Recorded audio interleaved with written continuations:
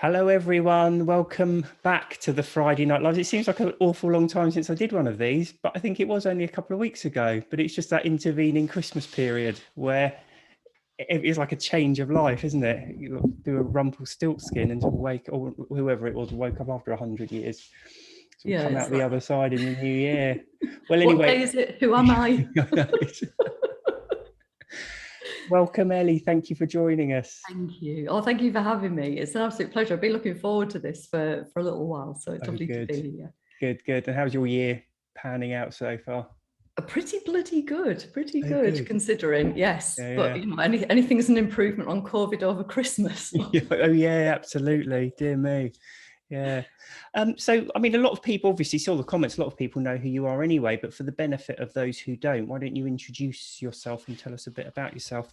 Yeah, of course. So my name is Ellie Crowe, and I'm a certified This Naked Mind coach. So I was trained by Annie Grace, who wrote This Naked Mind. And then I also went on to train with Jolene Park. So I'm a certified grey area drinking coach as well. So to kind of give the chronology of this. So I didn't think my story was any different to anybody else's. So I classified myself as a big social drinker, and I didn't ever see that there was any kind of issue with my drinking until after kids, right? So it's kind of I did exactly the same. Yeah. I just enjoyed drinking socially, but when we drank socially, we drank very big socially, but then all of my friends did too. So nothing was kind of standout different. But after kids, life just really changed for us. So as it does for everybody, but we had kind of the compounded stuff of, you know, trying to work and look after little kids. And mine were all quite close together. And we don't have four children. Have you got? 3? I wanted 4, but the last one's put me off having another, so that's it. First one put me off. My first one was a dream, but you know, I mean, they're just very different, aren't they? Very good fun, but I mean, it just, your life changes completely, and you have to learn all sorts of new ways to cope with stress. And I wasn't doing that particularly well. I had all this hormonal business going on, and postnatally, which a lot of women can probably relate to. And I was terribly sleep deprived. So I breastfed all of my children, and breastfed them to, you know, beyond 2 years. And particularly the last one, she was clinging on up until last August when she turned 3. And she was the worst one for wanting to be up multiple times a night.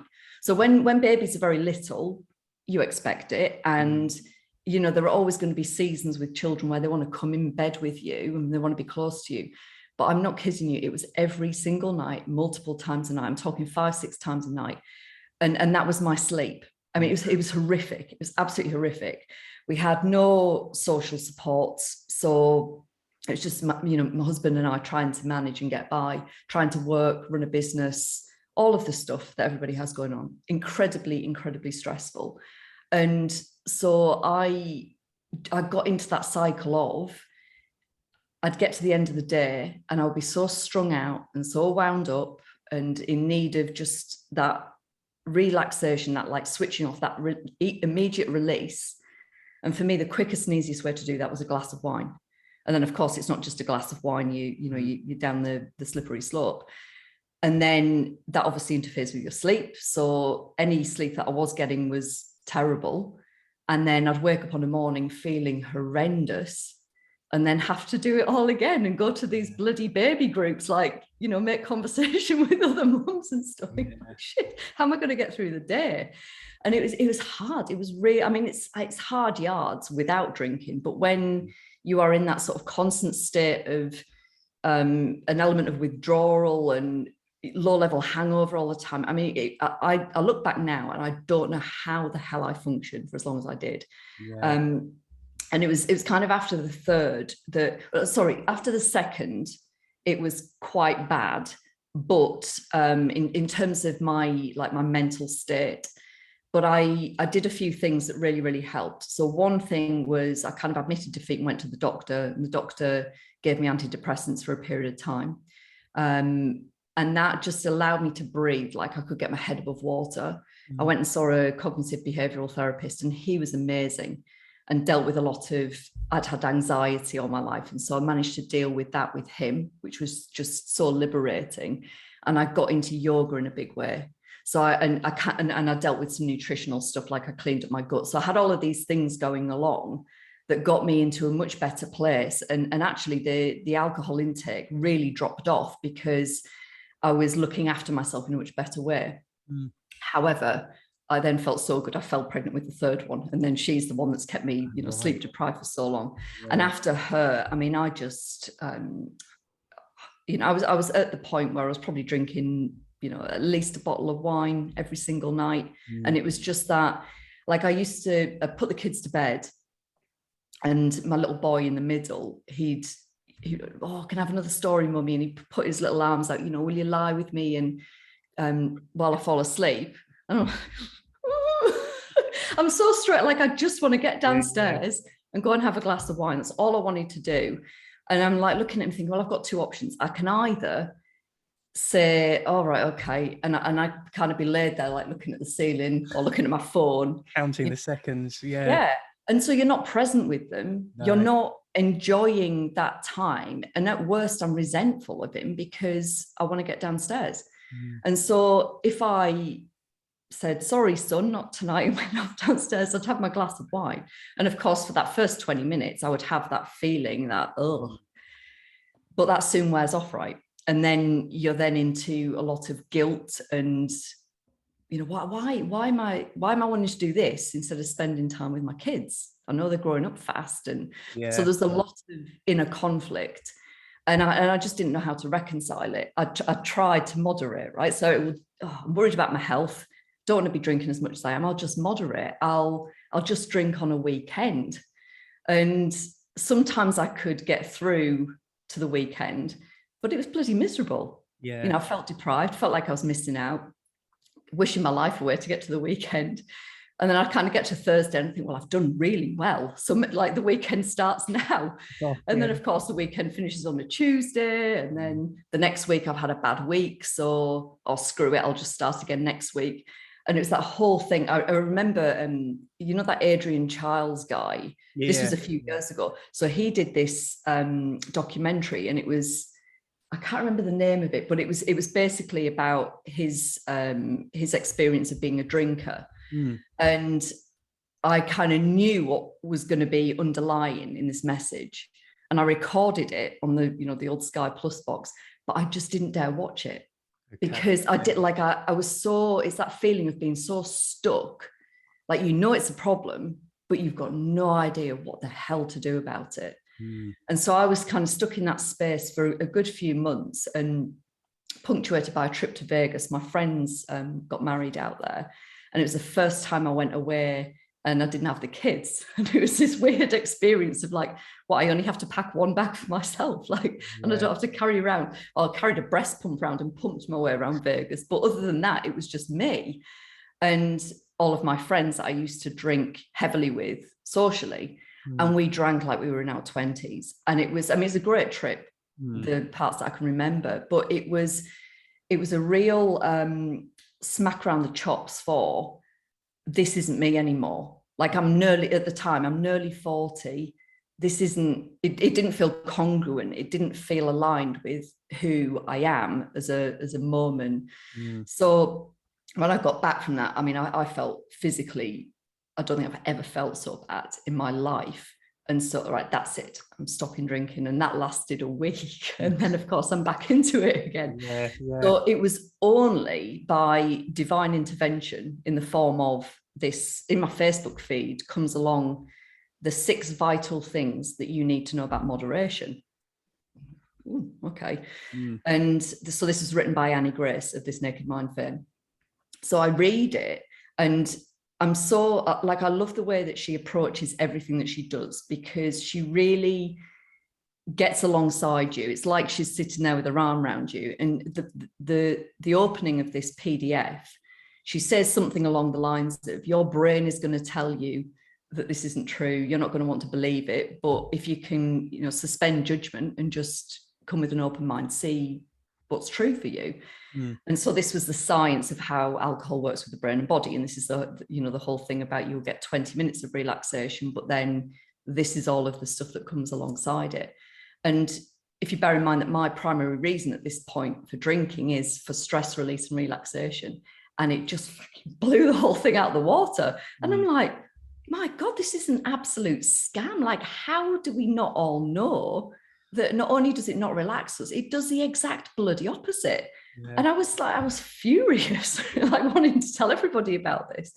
But the thing that was really poignant at the time was, it just, like, when you are so stuck and you can't see a way out, and you think that the only two options are to drink and be miserable, or to not drink and be miserable, and then of course you're going to choose the former. Like, I never thought that there would be a third option. And so what this started to present to me was that this is possible. And the desire that I had to drink, it had gone, like in an instant, it had gone. So it was this, I was occupying this really weird liminal space of, I don't want to drink, but I've drank for 25 years. So what does my life look like socially to not drink? And so it was this really weird feeling. And what I would say is that those, like any fear that I had around what it meant for my social life, and or my friends going to desert me, the feelings of curiosity and excitement about another option far outweighed the fear. So I kind of just went with it quietly. I didn't tell anybody that I wasn't drinking. I just kind of stopped. And then, of course, I'm on Annie's email list. So a week later, I get the invitation for this. At the time, this was December 2019. So I then get the invitation to the January 2020 live alcohol experiment. And so that's what I joined. And the lead up to it, for people that haven't been through it, you do an element of pre-work, and part of the pre-work is mindful drinking. So the idea being that before you start embarking on understanding what all of your beliefs are, which you're then hopefully going to change, part of, like, I had beliefs like, I like the taste. I thought that I was some kind of wine aficionado.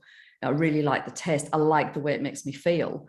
And those mindful drinking exercises that I did in the run up to Christmas proved to me that those things were wrong.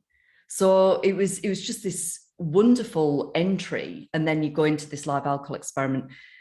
Just before we came on, I was just saying I'm coaching in the live alcohol experiment right now, and there's like, it's a good 2,500 people in there. Like, it's a big group of people, and you're all trying to do this thing together.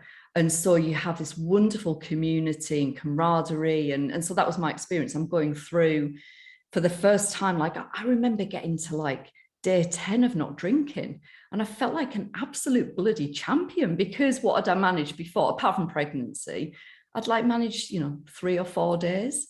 And it wasn't difficult. And the reason it wasn't difficult was because of that work that I'd already done on my beliefs. And so I wasn't very far through it at all, and I just had this strong pull for, I have to help other women like me. So there are so many mums that will be struggling in exactly the same way that I am, because of mummy wine culture and hurrah for gin and all of that. There'll be so many mums just like me that are struggling, and probably struggling quietly. And there's another way. And actually, as I was starting to learn by being alcohol free for the first time ever, it was not only do you get all of the physical benefits, but there's just so much, like, life just expands. So I was desperate to find a way to pay it forward.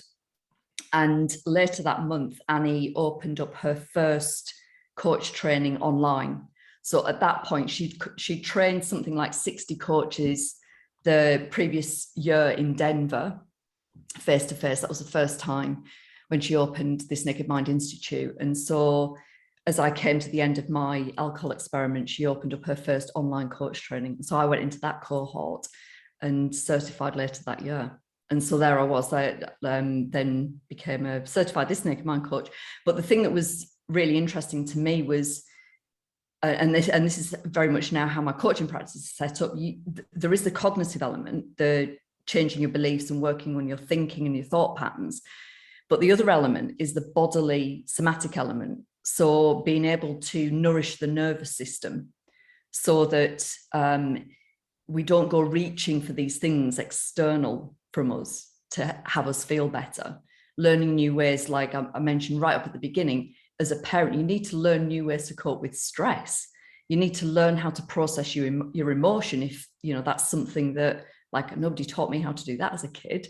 And we tend to be afraid of feeling our emotions. So I also went on to train with Jolene Park, and Jolene Park has what she calls the Nourish method. And this is specifically around, working with the neurotransmitters to boost the things that we need to be boosted into to feel good. So the two things together are quite powerful because, as you can imagine, if you feel better, you're more able to attend to the cognitive work.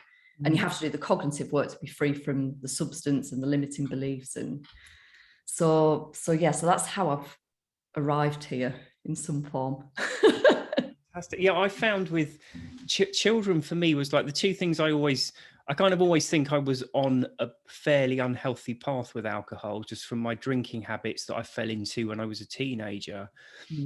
But I think the two things that really accelerated it to me was military service and children, because I kind of, having kids was, you'd wake up, you'd drink, and then you'd wake up at like 5, 6 in the morning because they were up, and you had to be up and about. You couldn't just sit around all day and, put the TV on and let your hangover run its course. So that was when I was habitually waking up and drinking again to feel good enough to just get through the day with kids. It was just insane. Yeah. But I quite often say that for me, this stopping drinking was enough to get the extra sleep and the extra energy to move from just finding parenthood deeply unpleasant work to actually managing to enjoy the odd bit of it here and there. It was... I just love the way I've heard you describe it as deeply unpleasant. It still is, but just less so. Slightly less unbearable when you're not drinking. But yeah, it was what parenthood is, one of those big secrets that everyone sort of raves about, and it's like, but it's horrible. It's like drinking. Why is everyone keeping this big secret, pretending it's good? Why don't we get told don't ever have children because it will ruin your life? Oh dear. Yeah. The thing is though, and it is like, it's still hard work, right? And some of the things that go on with the kids, like I just want to record half of it, because when they're older, I want to show them the shit show that from every morning, trying to get them, like my son this morning, he had this almighty meltdown about wanting to have a Pokemon battle before he leaves.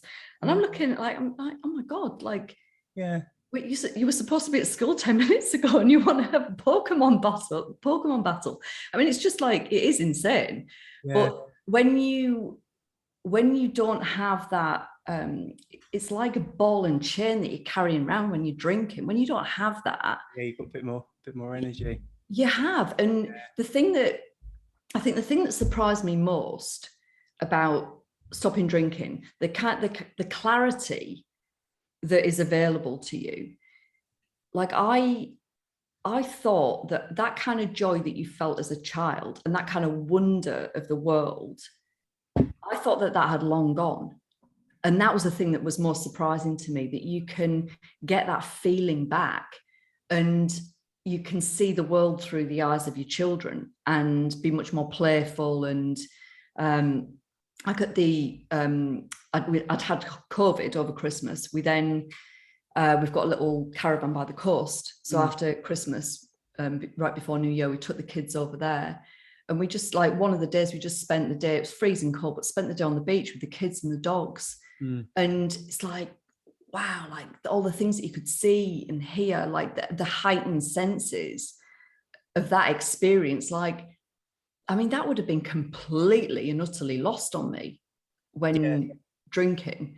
And it's just so wonderful. It's like this life in Technicolor. There's a client of mine, she might even be watching on this, or she might see the replay. And it just stuck with me. She had this data point, so this experience where she chose to drink, and she, like me, she'd been this big wine aficionado, really into her wine, and she'd been longing after this particular wine that was around the house, and on this occasion chose to open this wine. And when she drank it, she said it was literally like turning the dimmer switch.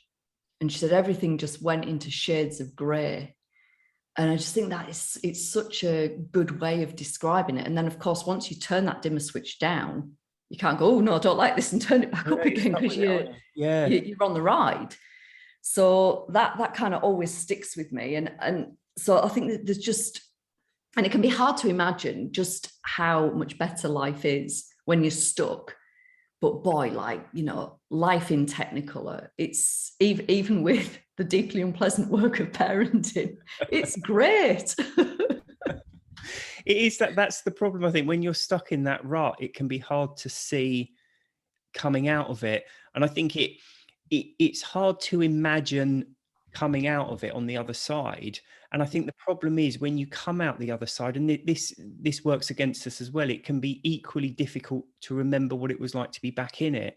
Yeah. So that's why I think a lot of people can fall back into it, because you forget what it was like. Because the assumption is, and there is a logic here, if I've managed to quit, I should be able to have one or two, because it should be easier to cut out 90% of drinks than 100%. And it's that kind of thinking that drags us back in, I think. Yeah. And I think this is what, like, why the cognitive work is so important in conjunction with that bodily work. We, as you know, you've been on our podcast, and the episode that's live this week is with one of my dance teachers, a lady called Amy Holly. And she's really interesting because she was a big binge drinker, big party goer, clubber.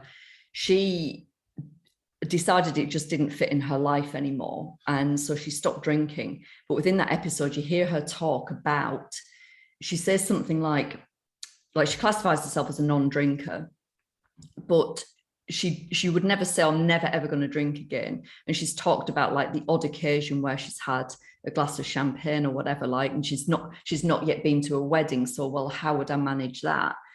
But the thing that's interesting to me is I could never find any reason why it would be a good idea.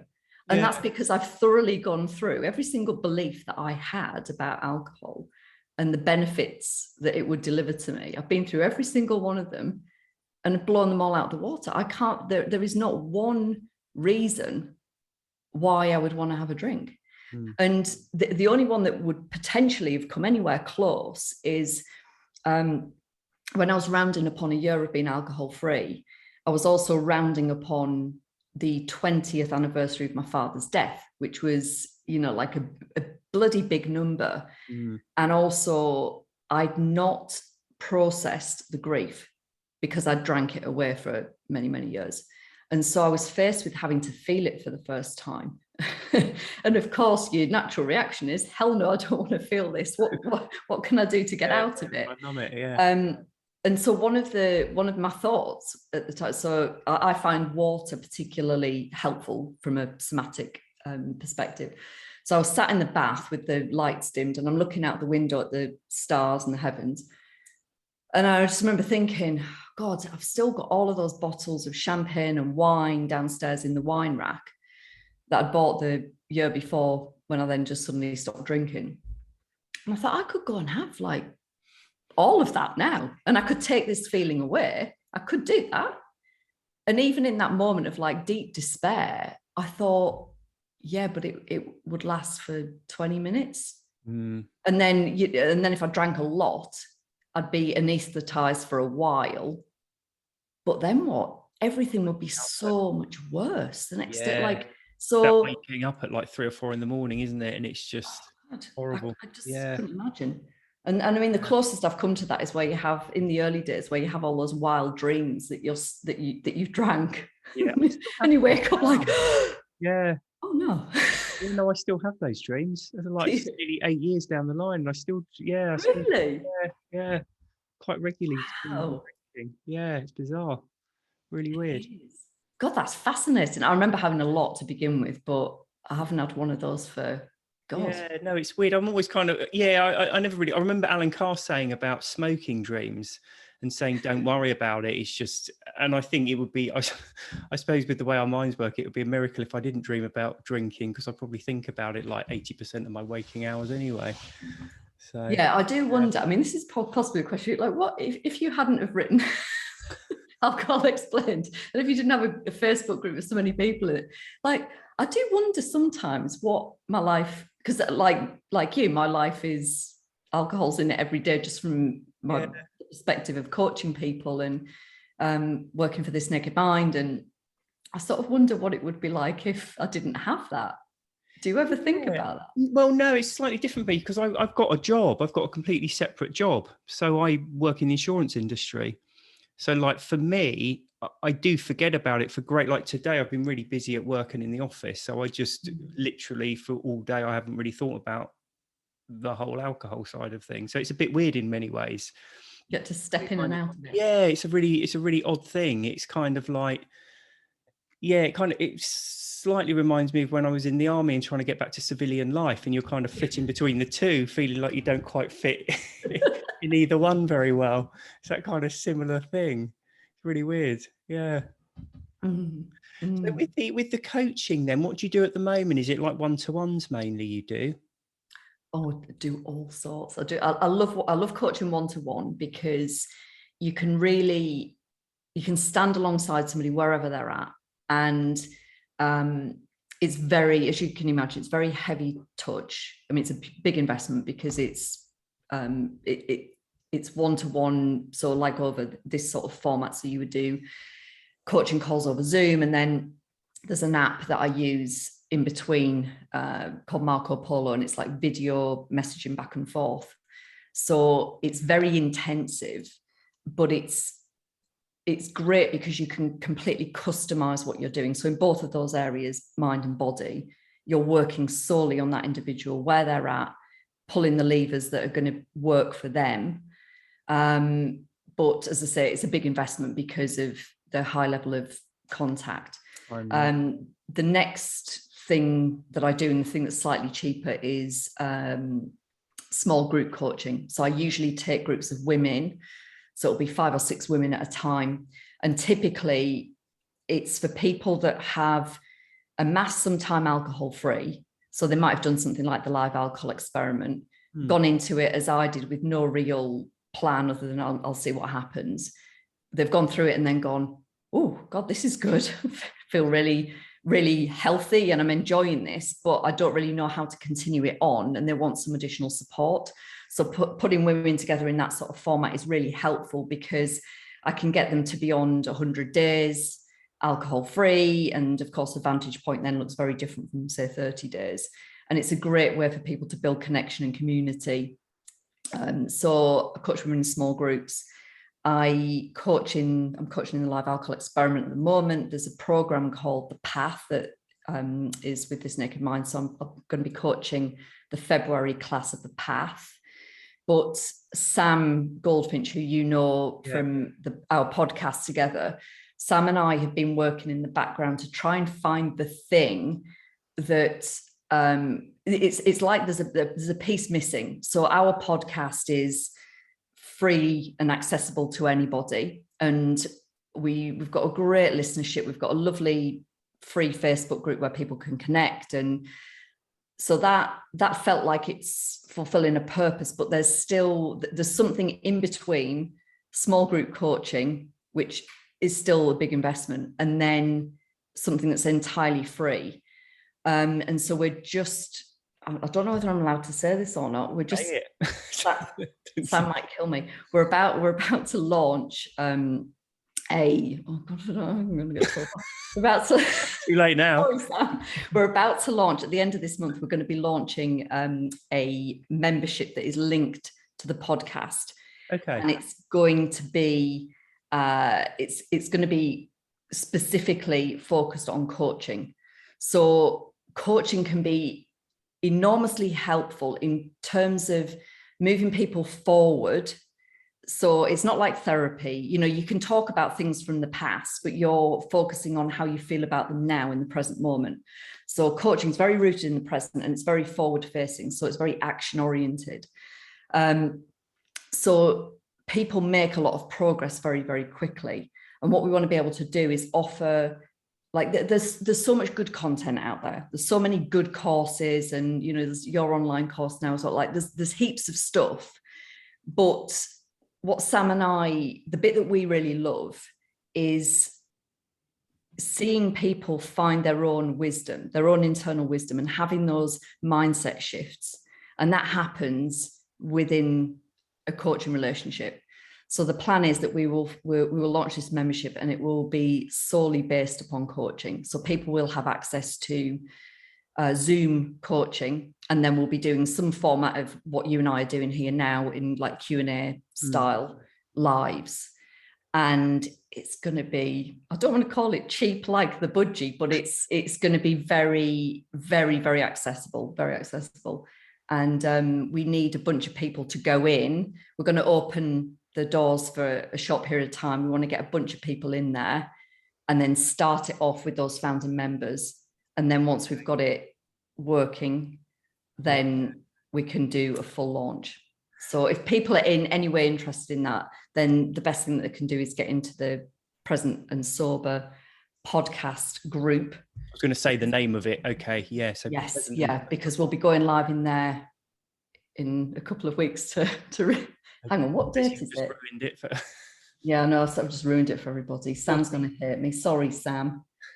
Yeah, we're going to be doing a live on the 24th. So that's Monday the 24th. So it's like a week on Monday. Wow, okay. It's going to be the official announcement that I've just ruined here. It's ruined for everyone. Yeah.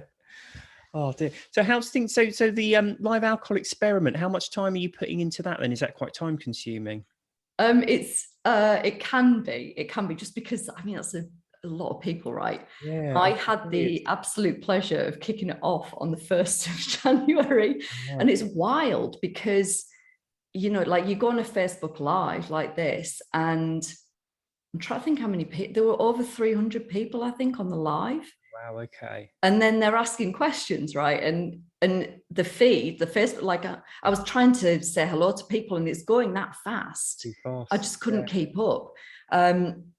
And so what typically happens, I mean, it happens in every live alcohol experiment, but it's kind of pronounced because of the size of the January group. You will get that drop off a little bit. So everybody starts on the 1st of January with that, you know, like me coming back from Vegas, I'm going to do this.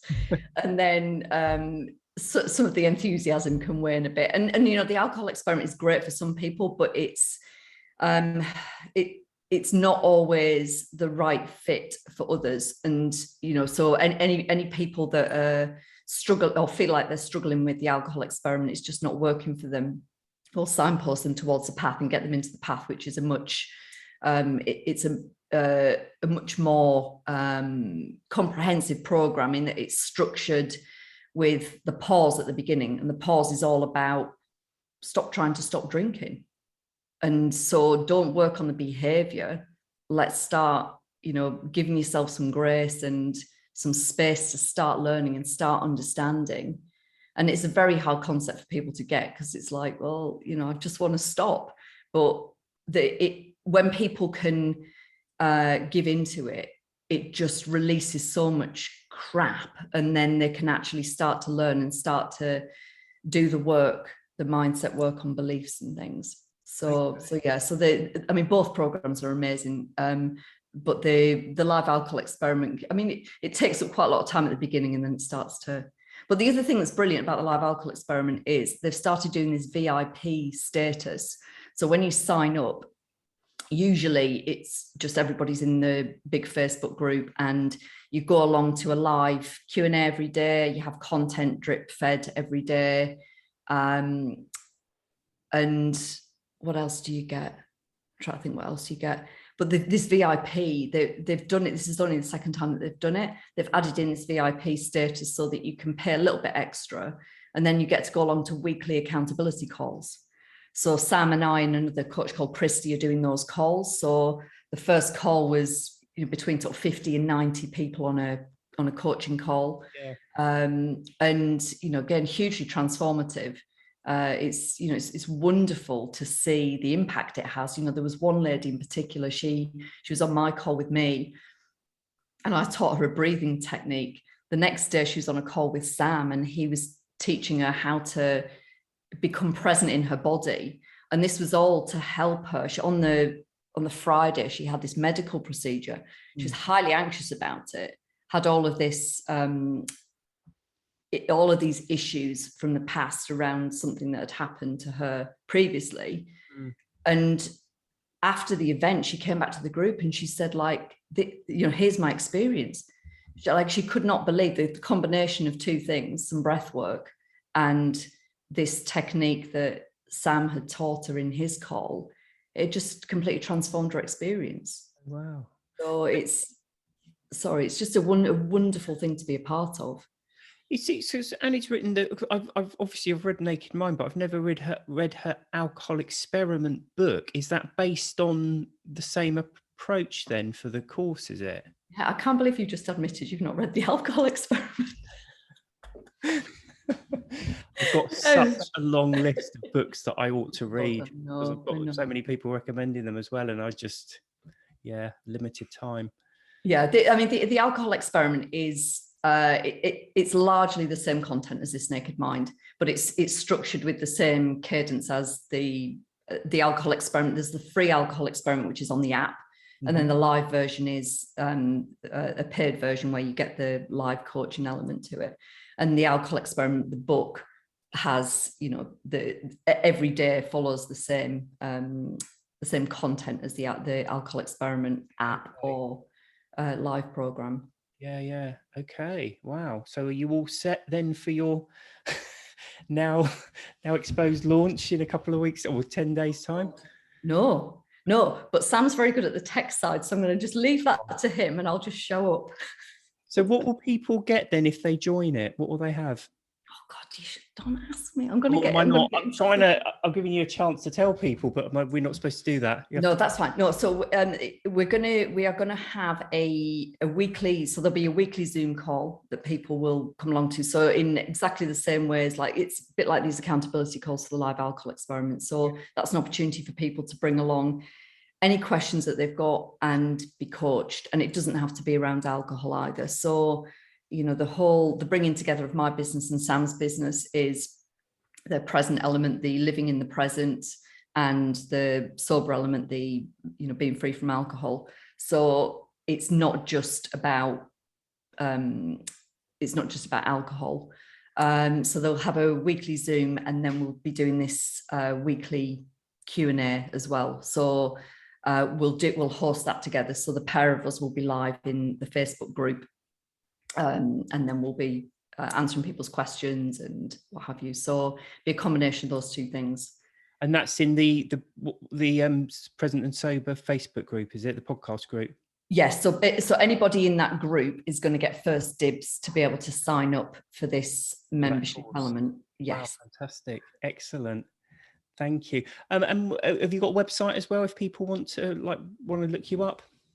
Yes, so my website is pumpupthepresent.com. So it's like pump up the jam or pump up the volume for anyone in the 80s, but present at the end. Excellent, thank you. And the podcast is obviously Present and Sober Podcast. Yes, Present and Sober Podcast, and that's on all the main channels. And there are some really great episodes. So we did this series about our most influential and inspirational teachers, of which you were one of those episodes. So if people go back to, I think we started in December, that series.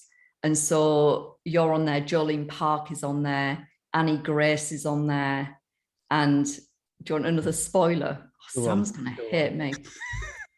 For people that are familiar with this Naked Mind, the head coach is a guy called Scott Pinyard, and he's a really, really interesting character. And we've got a wonderful, a little bit trippy, weird episode coming up with him. And that's going to air, I think, middle of February. So get subscribed. Excellent. Yes.